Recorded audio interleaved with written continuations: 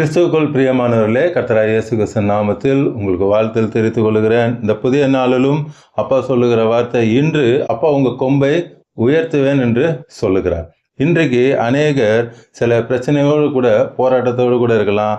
சில நினைத்து கொண்டு இருக்கலாம், என்னை யாரும் மதிக்கிறதே இல்லையே, நான் எவ்வளோ முயற்சி பண்ணாலும் எனக்கு ஒரு ஆசீர்வாதம் வரமாட்டேன்து, என் வாழ்க்கை எப்போ மாறும், சிலர் நான் தாழ்த்தப்பட்டவனாகவே இருக்கிறேனே, நான் எப்போ உயர்வேன், இப்படி அநேக காரியங்களை குறித்து நீங்கள் யோசித்து கொண்டு இருக்கலாம். எனக்கு ஒரு முன்னேற்றமே இருக்காதா அப்படின்னு சொல்லி நீங்கள் யோசிச்சுட்டு இருக்கலாம். இன்னைக்கு அப்பா உங்களுக்கு ஒரு அருமையான வாக்குத்தத்தத்தை கொடுத்து உங்களை ஆசீர்வதிக்க போகிறாங்க.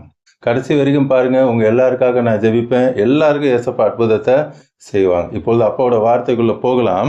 சங்கீதம் 148 அதிகாரம் 14 வசனம். Sam's 148 verse 14. அவர் தம்முடைய பரிசுத்தவான்கள் யாவருக்கும் தம்மை சேர்ந்த ஜனமாகிய இஸ்ரவேல் புத்திரருக்கும் கொண்டாட்டமாக தம்முடைய ஜனத்திற்கு ஒரு கொம்பை உயர்த்தினார். அல்லேலூயா. இந்த காலை நேரத்தில் அதை தான் நான் முதல்ல சொன்னேன். அப்பா பார்த்து கொண்டு இருக்கிற உங்கள் எல்லாருடைய கொம்பையும் உயர்த்துவார்.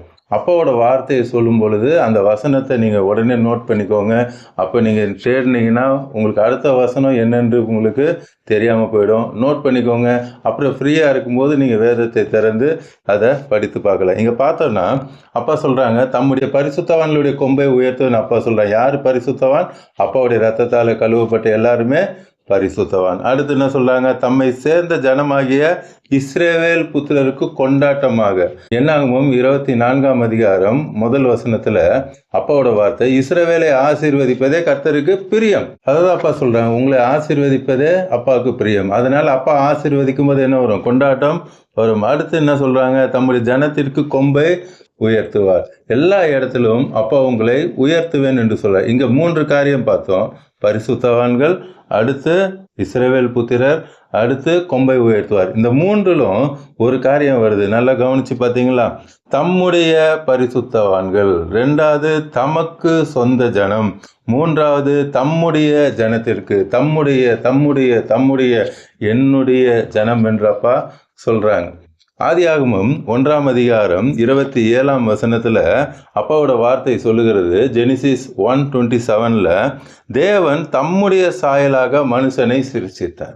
இந்த காலை நேரத்தில் அப்பா சொல்றாங்க, அப்பா அவருடைய சாயலாக தான் உங்களை என்ன பண்ணியிருக்காங்க? சிருஷ்டித்திருக்கிறாங்க. அதனாலதான் அப்பா என்ன பண்றாங்க? என்னாகமம் 6 அதிகாரத்துல 25-26 வசனத்துல நம்பர்ஸ் 6th chapter verse 26, கர்த்தர் தம்முடைய முகத்தை உன்மேல் பிரகாசிக்க பண்ணி உன்மேல் கிருபையா இருக்க கடவர். அடுத்த வசனம், கர்த்தர் தம்முடைய முகத்தை உன்மேல் பிரசன்னமாக்கி உனக்கு சமாதானம் கட்டளையிடுவர். தம்முடைய முகத்தை, அவருடைய சாயலாக படைத்த நம்மை அப்பா சொல்றாங்க, அவருடைய முகத்தை உங்க மேல பிரகாசிக்க பண்ணுவார். அவருடைய முகத்தை உங்க மேல பிரசன்னமாக்கி உங்களுக்கு கிருபையாகவும் இருப்பாங்க, சமாதானத்தையும் கொடுப்பாங்க. மோசே மலையிலிருந்து இறங்கி வரும் பொழுது மோசையோட முகத்தை யாரும் பார்க்க கூடாததா இருந்தது. அப்பாவுடைய பிரகாசம் அப்படி மோசையை நிரப்பினது. இன்றும் அப்பா உங்களை அவ்விதமாக அவருடைய பிரகாசத்தினால் அப்பா நிரப்புவாங்க. அதே போல தம்முடைய ஜனங்களுக்கு என்ன தேவை என்பதையும் அப்பா அறிந்திருக்கிறாங்க. அவை எல்லாவற்றையும் கொடுக்க அப்பாவுக்கு வல்லமை உண்டு. யோவான் 2 அதிகாரம் 11 வசனம், ஜான் 2:11 இவ்விதமாக இயேசு இந்த முதலாம் அற்புதத்தை கலிலேயாவில் உள்ள கானா ஊரிலே செய்து. அப்பா முதலாவது அற்புதத்தை எங்க செய்தாங்க?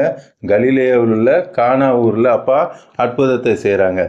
ஊரிலே செய்து தம்முடைய மகிமையை வெளிப்படுத்தினார். எதுக்கு முதல் அற்புதத்தை செய்தாங்க?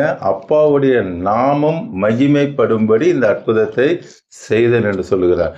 இன்றைக்கும் அப்பா சொல்றாங்க, அப்பா உங்க வாழ்க்கையில் அற்புதம் செய்ய போறாங்க. பார்த்து கொண்டு இருக்கிற கோடிக்கணக்கான மக்கள் உங்களுக்கு அப்பா நேரடியாக தீர்க்க தரிசனமா சொல்றாங்க, உங்களுக்கு அப்பா அற்புதத்தை செய்ய போறாங்க. இதனால அப்பாவுடைய நாமம் அங்க மகிமைப்பட போகிறது. தேவன் மனிதன் தனிமையா இருப்பது நல்லதல்ல, ஏற்ற துணையை உண்டாக்குகிற தேவன். குடும்பத்தை உண்டாக்குனார். அங்க தம்முடைய சாயலாக படைப்பேன் என்று சொன்னார். இங்க தம்முடைய முதலாம் அற்புதத்தை செய்து கணவன் மனைவி இணைக்கிற திருமணத்தில் அற்புதத்தை செய்கிறான். இன்றும் அநேகர் எனக்கு கல்யாணம் ஆகலையே என்று சொல்லி ஒரு வேதனையோடு கூட பார்த்து கொண்டிருக்கலாம். பெற்றோர்கள் தன்னுடைய பிள்ளைகளுக்கு திருமணம் ஆகலையே, வயசாவதே நினைத்து பார்த்து கொண்டிருக்கலாம். அப்பா சொல்கிறாங்க, மனிதன் தனிமையாக இருப்பது நல்லதில்லை, ஏற்ற துணை நான் உண்டாக்குவேன். இந்த அற்புதத்தை ஏன் செய்கிறாங்க? அப்பாவுடைய நாமம் மகிமைப்படும்படி. அடுத்து அவருடைய சீசர்கள் அவரிடத்தில் விசுவாசம் வைத்தார்கள். அப்போ அற்புதம் அப்பா எதுக்கு செய்கிறாங்க? விசுவாசம் வைப்பதற்காக. விசுவாசம் ரொம்ப முக்கியம். விசுவாசம் இல்லாமல் தேவனுக்கு பிரியமாக இருப்பது கூடாத காரியம். லூக்கா 4ஆம் அதிகாரம் 40ஆம் வசனத்தில், லூக் 4:40, சூரியன் அஸ்தமித்த போது ஜனங்கள் எல்லாரும் தங்களுக்குள்ளே பல பல வியாதிகளால் வருத்தப்பட்டு, அவங்களுக்கு எல்லா வியாதிகள், என்னென்ன வியாதிகள்னு சொல்ல முடியாத அளவுக்கு அவ்வளோ வியாதிகளோடு கூட கொண்டு வந்தாங்க. அவர்கள் ஒவ்வொரு மேலும் அவர் தம்முடைய கைகளை வைத்து அப்பா சொல்கிறாங்க, இன்றைக்கு அவருடைய கைகளை உங்கள் எல்லார் மேலேயும் வைக்க போகிறேன். நீங்கள் என்ன வியாதியோடு நீங்கள் பார்த்து கொண்டு இருந்தாலும் சரி, என்ன பிரச்சனையோடு என்ன போராட்டத்தோடு கூட பார்த்து கொண்டு இருந்தாலும் சரி, இன்னைக்கு அப்பா அவங்க கையை உங்கள் மேலே வைத்து அவர்களை சொஸ்தமாக்கினார். நீங்கள் என்ன பலவீனத்தோடு இருந்தாலும் சரி, என்ன போராட்டத்தோடு இருந்தாலும் சரி, இன்னைக்கு அப்பா அற்புதத்தை செய்வேன் என்று சொல்ல. 1 சாமுவேல் 2:1, 1 சாமுவேல் 2:1 நம்ம அண்ணாலை குறித்து பார்க்கலாம். அந்த அண்ணாளுக்கு குழந்தை இல்லாமல் இருந்துச்சு. இஸ்ரவேலில் இருக்கிறதுலே பெரிய அவமானம் என்னென்னா, குஷ்டரோகம் கூட கிடையாது, குழந்தை இல்லாதது தான் ஒரு பெரிய அவமானம். அந்த அவமானத்தில் அப்பா மாற்றி போட்டு அவங்களுக்கு அருமையான குழந்தை, தான் முதல் பெயர்சபா வரைக்கும் இருக்கிற ஒரு அருமையான ஒரு தீர்க்கதரிசியாக 7 ஊழியங்களை செய்யக்கூடிய சாமுவேல் அப்பா கொடுத்தாங்க. சங்கீதம் 75ஆம் அதிகாரம் 10ஆம் வசனத்தில், சாம் 75:10, துன்மார்க்குடைய கொம்புகள் எல்லாம் வெட்டி போடுவேன், நீதிமானுடைய கொம்புகளோ உயர்த்தப்படும். இன்று உங்களுக்கு விரோதமாக யார் மந்திரம் தந்திரம் என்ன கிரியை செய்தாலும் நீங்கள் பயப்பட வேண்டிய அவசியமே இல்லை. நான் எல்லாவற்றையும் மாற்றி போட வல்லமையுடைய தேவனாக இருக்கேன்னு சொல்கிறாங்க. இன்னைக்கு அப்பா ஒரு வித்தியாசத்தை காட்டுவாங்க. அப்பாவை தேடுகிற உங்களுக்கும் தேடாதவர்களுக்கும் வித்தியாசத்தை காட்டுவார். என்னாகமம் 16ஆம் அதிகாரம் 5ஆம் வசனம், நம்பர் 16 சாப்டர் வெர்ஸ் 5, பின்பு அவன் கோராகையும் அவனுடைய மோசேக்கு விரோதமாக, நீங்கள் பொறுமையாக படிங்க, மோசேக்கு விரோதமாக பார்த்தீங்கன்னா அங்கே எல்லாரும் எழுந்துடுறாங்க. கோராகும் அவனோடு கூட ஜனங்களும் எழுந்து வந்துடுறாங்க. இப்போது அந்த கோராக சொல்கிறான், நானும் ஏசப்பாவோட பிள்ளை தானே அப்படின்றாங்க. இவங்க பைபிள் படிக்க மாட்டாங்க, ஜெபம் பண்ண மாட்டாங்க, சர்ச்சுக்கு ஒழுங்காக போக மாட்டாங்க. ஆனால் என்னன்னு சொல்லுவாங்க? நானும் ஏசப்பாவோட பிள்ளைன்னு சொல்லுவாங்க. நீங்கள் அப்பாவை தேடுறீங்க, அதனால தான் இன்றைக்கி அப்பாவோட வார்த்தையை கேட்டுக்கிட்டு இருக்கீங்க, பைபிள் படிக்கிறீங்க, ஜெபம் பண்ணுறீங்க, கர்த்தருடைய பிள்ளையாக இருக்கிறீங்க. உங்களுக்கும் அவங்களுக்கும் இருக்கிற வித்தியாசத்தை காட்டுவார். பாருங்களேன் எவ்வளோ அருமையாக சொல்கிறாரு. மோசே சொல்கிறாரு, நாளைக்கு கர்த்தர் தம்முடையவன் இன்னான் என்றும் தம் அண்டையிலே சேரத்தாம் கட்டளையிட்ட பரிசுத்தவான் இன்னான் என்றும் காண்பிப்பார். யார் உண்மையாக ஏசப்பாவை தேடுறாங்க, யார் தேடலை என்பதை அப்பா காண்பித்து கொடுப்பாங்க. உலக பிரகாரமான மனிதனுக்கும் கர்த்தரை தேடுகிற உங்களுக்கும் அப்பா வித்தியாசத்தை காண்பித்து உங்களை நிச்சயமாக ஆசீர்வதிப்பாங்க. உபாகமம் 4ஆம் அதிகாரம் 13ஆம் வசனம், டியூட்ரானமி 4:13, நீங்கள் கை கொள்ள வேண்டும் என்று அவர் உங்களுக்கு கட்டளையிட்ட 10 கற்பனைகளாகிய. அப்பா எல்லா அற்புதத்தையும் செய்வாங்க, அதுக்கு நாம் என்ன செய்யணும் அதை தான் இப்போ இந்த வசனத்தில் சொல்லி கொண்டிருக்காங்க. என்ன சொல்கிறாங்க? அப்பாவோடைய வசனத்தை நாம் கை கொள்ள வேண்டும். நாம் கை கொள்ளணுன்றதுக்காக 10 கட்டளைகள் அப்பா எழுதி கொடுத்துருக்காங்க. அது எப்படி எழுதி கொடுத்தாங்க? கற்பனையாகிய தம்முடைய உடன்படிக்கையை அவர் உங்களுக்கு அறிவித்து அவைகளை 2 கற்பலைகளில் எழுதினார். அப்பாவே என்ன பண்ணியிருக்காங்க? அப்பாவோட வார்த்தையை உங்களுக்கு எழுதி கொடுத்துருக்காங்க. இது மனிதனுடைய வார்த்தை அல்ல, அப்பாவுடைய வார்த்தை. அப்பா தன் கைப்பட எழுதி கொடுத்துருக்கிற ஒரு லெட்டர். அதை நம்ம அதிகமாக படிக்கணும். நீங்கள் அதிகமாக அப்பாவோட வார்த்தையை படிக்கும் பொழுது, அதை கைப்பிடிக்கும் பொழுது அப்பாவோட ஆசீர்வாதம் தானாக வந்து உங்கள் கொம்பை உயர்த்துவார். கடைசியாக ஒரு வசனம் பார்த்து நம்ம ஜெபிக்கலாம். 1 சாமுவேல் 3ஆம் அதிகாரம் 19-21, 1 Samuel 3rd chapter verse 19 and 21. சாமுவேல் வளர்ந்தான், கர்த்தர் அவனுடைய கூட இருந்தார். அவர் தம்முடைய எல்லா வார்த்தைகளிலும் ஒன்றாகிலும் தரையிலே விழுந்து போக விடவில்லை. அப்பாவுடைய வார்த்தை ஒன்றாகிலும், தம்முடைய எல்லா வார்த்தை, தம்முடைய அப்பாவுடைய வார்த்தை ஒன்றாகிலும் தரையில போக விடவில்லை. உங்களுக்கு கொடுத்த வாக்குத்தத்தம் நிச்சயமா நடக்கும், தரையில விழுந்து போவது இல்லை. 21 verse 21, கர்த்தர் பின்னும் சீலோவிலே தரிசனம் தந்திருந்தார்.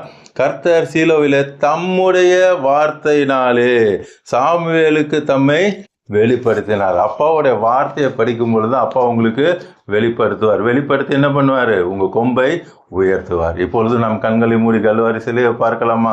அன்பின் பரலோக தகப்பனே, இந்த காலை நேரத்தில் நம்முடைய பிள்ளைகளோடு கூட பேசுனீங்க. பார்த்து கொண்டு இருக்கிற கொடிக்கணக்கான நம்முடைய பிள்ளைகளை இப்பொழுதே நீர் ஆசீர்வதிக்கிறீரப்பா.